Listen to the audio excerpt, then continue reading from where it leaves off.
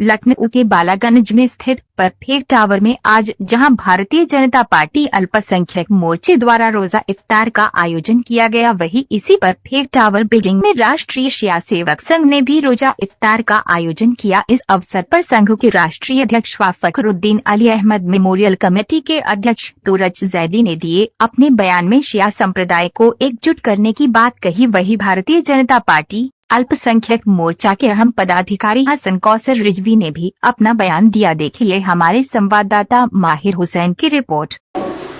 राष्ट्रीय शिया सेवक संघ के आप राष्ट्रीय अध्यक्ष हैं तुरज जी, आज आप यहाँ रोजा इफ्तार पार्टी में आए हैं। मैं आपसे पूछना चाहता हूँ कि ये जो संघ बनाया है आपने शिया संप्रदाय के लिए, इसमें विशेषकर शिया संप्रदाय के लिए आप क्या करने वाले हैं? देखिए, राष्ट्र की मुख्यधारा से जुड़ना और जोड़ना इस संस्था का पहला उद्देश्य है। दूसरी चीज़, सरकार की जो कल्याणकारी योजनाएं अल्पसंख्यक समाज के लिए हैं, जिसमें अल्पसंख्यक में भी अल्पसंख्यक हमारा समाज है, उसको जागृति लाना और उस कल्याणकारी योजनाओं का जो युग पुरुष योगी जी ने अल्पसंख्यक समाज के लिए दी हैं, उन कल्याणकारी योजनाओं को जन जन तक पहुँचाना और एक प्लेटफॉर्म बनाना इस संस्था का उद्देश्य है। तुरंत भाई ये बताइए कि अभी आपने कुछ दिन पहले कुछ मज़ारात के सिलसिले में कुछ अच्छे काम किए थे, उनको खोजा था, जिसमें नखास में एक चिड़िया बाजार के पास में भी बाजार था, उसका जीर्णोद्धार नहीं हो पाया अभी तक, जैसे दरवाजा वगैरह नहीं लग सका, उसकी जाली नहीं लग सकी। देखिए, मीर अली साहब की मकबरे पे गए, मिर्जा नबी साहब के मकबरे गए, वहाँ काम शुरू हो गया है।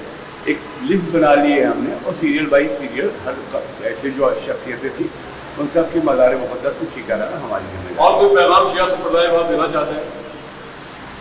हम मजलूमों के मानने वाले हैं और जाहिर सी बात एक मजलूम कौम है।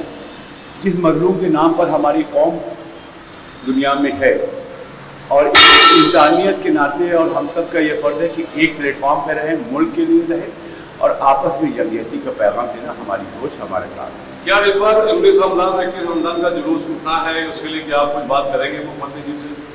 देखिए, वो राजनीतिक कार्य तो है नहीं, धार्मिक कार्य मौलानाओं के पास है।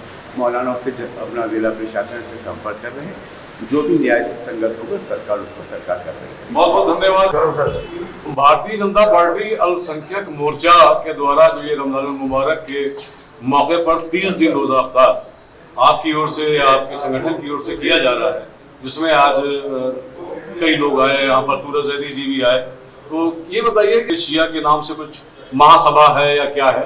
जी, क्या है? राष्ट्रीय शिया सेवक संघ के नाम से है, जिसमें शिया कौम को पूरी तरीके से कोशिश की गई है कि मुत्तहिद किया जाए, क्योंकि अभी तक हमारी शिया कौम जो है वो किसी न किसी ग्रुप का शिकार होती चली जा रही है, जिसका नतीजा ये है कि हम सब एक दूसरे से दूर होते चले जा रहे हैं। और जब हम आपस में एक दूसरे से दूर हो जाएंगे तो कारोबार में और दुनियावी जो चीज़ें हमें हासिल करना है, जिससे हम तरक्की कर सकते हैं, उससे हम पीछे हो जाएंगे। तो हमारा अपना मकसद ये है कि राष्ट्रीय शिया सेवक संघ की तरफ से हम जो अपने कौम के लोग हैं उनको मुत्तहिद करके और उनकी तमाम परेशानियां और उनकी तमाम जो है तो दिक्कतों को दूर करने की कोशिश करें। और उनको एक सवाल आपसे कौसर साहब ये है कि भारतीय जनता पार्टी अल्पसंख्यक मोर्चा अपने में खुद ही एक कई ग्रुप को लेकर के चलने वाला मोर्चा है, जिसमें मुस्लिम भी है, क्रिश्चियंस भी है, बौद्ध भी है ना, तो ये सब लोग हैं, तो इसको आपको अलग से शिया संप्रदाय के लिए क्यों बनाना पड़ा? देखिए, अल्पसंख्यक मोर्चा जो है वो तो जाहिर सी बात है कि भारतीय जनता पार्टी का नारा ही सबका साथ सबका विकास का है, तो वो सबका साथ सबका विकास के हिसाब से कर रहा है। जैसे अल्पसंख्यक मोर्चा यहाँ के ऊपर रोज़ा इफ्तार करा रहा है, तो हम अल्पसंख्यक मोर्चे से मुस्लिम समुदाय से हैं तो हम मुस्लिम के लिए काम कर रहे हैं, बाकी जो जैसे जिस उससे है, धर्म से है, वो उसके लिए काम कर रहा है। बाकी राष्ट्रीय शिया सेवक संघ जो है, राष्ट्रीय शिया सेवक संघ बनाने के पीछे हम लोगों का कोई वैसे मकसद नहीं है। एक मेन मकसद ये है कि हमारी कौम बिखरती चली जा रही है और जो हमारी कौम बिखर रही है उसको किसी न किसी ग्रुप का नाम दिया जा रहा है, जिसका नतीजा ये है कि अब लोगों को सलाम करते हुए भी डर लगता है कि अगर इनको ज़्यादा बेहतर तरीके से सलाम किया तो शायद हम किसी ग्रुप में जुड़ जाएंगे। तो उसकी वजह से उस मजबूरी को नज़र में रखते हुए राष्ट्रीय शिया सेवक संघ को लेकर हम लोग इसलिए खड़े हुए कि ये कोई ग्रुप नहीं है, ये हमारी कौम का ग्रुप है, शियों का ग्रुप है और मौला के चाहने वालों का ग्रुप है। इसमें अगर कोई भी आदमी हमारे साथ खड़ा है तो उसकी जो पहले ज़रूरतें हैं, दिक्कतें हैं, हम पहले उससे दूर करेंगे। इसमें ग्रुप से क्या मुराद है आपकी? ग्रुप से मुराद ये है, आप देख रहे हैं लखनऊ के अंदर माशाल्लाह से हम लोग तो एक ज़माने से काम करते चले जा रहे हैं। यहाँ के ऊपर जो ग्रुप का एक नाम है वो हमसे बेहतर आप जानते हैंगे कि कभी जो है तो वक्फ के नाम से होता है, कभी आलिम दीन के नाम से होता है, कभी किसी के नाम से होता है। तो ग्रुप तो सभी नामों से बढ़ते चले जा रहे हैं और उन सारे ग्रुप को लेके ही हम लोग को शिकार है। अब हम लोगों की समझ में नहीं आता है। आज तो नौबत ये हो गई है कि शिया कौम के लोगों में एक अजीब डर सा पैदा होता चला जा रहा है कि मजलिसों में जाने में भी देखना पड़ता है कि कौन जाकिर है, कहीं ऐसा ना हो कि वहाँ शिकार हो जाए। तो इन हालात में अगर हम आगे बढ़े तो तरक्की के हमारे रास्ते खत्म हो जाएंगे। हमारे तरक्की के रास्ते मजहब जो है वो हमारा दिल से है, अकीदत से है। उसका मतलब हम समाज के बीच रह के नहीं वो कर सकते।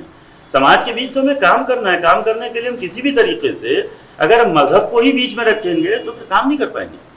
तो हमारी कौम तरक्की कैसे करेगी, हमारी कौम तालीम की तरफ कैसे आगे बढ़ेगी, हमारी कौम जो है तो ये जो भुखमरी की कगार पे जा रही है ये कैसे खत्म होगा। तो इस रोटी, कपड़ा, मकान और तालीम के लिए आप क्या नया काम करेंगे शिया संप्रदाय? देखिए, राष्ट्रीय शिया सेवक संघ जो है उसमें मेरा जो अपना कोशिश का काम है वो ये है कि सबसे पहले हम लोग ये चाह रहे हैं कि कौम के लोगों में हम ये मालूम करें कि कौन कौन से लोग ऐसे हैं जिनके घरों में खाने को नहीं है। इस रमज़ान में बहुत से लोग ऐसे हैं जिनकी हालतें ये हैं कि घर में रोज़ा खोलने के लिए उनके पास नहीं है, उनकी मदद करने वाला कोई नहीं है। आज की हालत ये है, अभी 2 दिन पहले एक मेरे पास मैटर आया है, उसमें एक साहब जो जिनके वालिद का इंतकाल हुआ, अभी बरसी उनकी नहीं हो पाई है और वो उस घर में रह रहे हैं, उनके पास कोई इंतज़ाम नहीं है, 2 वक्त खाने का इंतज़ाम नहीं है। उनके भाई वगैरह ने घर के ऊपर पुलिस भेज के उनके घर ताला लगाने का काम कर दिया। यानी ये हालत, वो किसके पास जाए? वो भाग के मेरे पास आए, उन्होंने आके मुझसे अपनी जो है तो बात बताई कि इस तरीके की मजबूरी है और बताइए इसमें मैं क्या करूं। जब किसी के घर में ताला लग जाएगा तो वो कहाँ रहेगा? वो भी तो हमारी कौम का ही है, जो उसके खिलाफ खड़ा है वो भी हमारी कौम का है। तो हमारी कौम ये जो गलतियां कर रही है वो सिर्फ इसलिए कर रही है कि हम मजहब के नाम पर दिखाते तो हैं लेकिन मजहबी चीज़ों से उसको आगाह नहीं कर रहे हैं, होशियार नहीं कर रहे हैं। अगर भाई भाई के खिलाफ खड़ा हो रहा है और उसके बाद वो अपने आप को मौलाई कहे तो मौलाई नहीं बचा। जो भाई दूसरे भाई के लिए जान दे रहा था उसको कहा गया कि वो मौला का चाहने वाला है, ना कि यहाँ के ऊपर ये हालतें होती जा रही हैं। तो हम लोग चाह रहे हैं किसी सूरत से हम अपनी कौम को जहाँ तक हो सकता है, जो भी हमसे हो सकता है, हम कोशिश करके तालीम की तरफ और रोज़गार की तरफ उनको आगे बढ़ाएं, क्योंकि यही 2 मेन चीज़ें हैं। इन 2 चीज़ों पर अगर हम थोड़ा सा बढ़ जाएंगे आगे तो धीरे धीरे करके सारी परेशानियाँ खत्म हो जाएंगी। बहुत बहुत धन्यवाद हमारे साथ बने रहने का।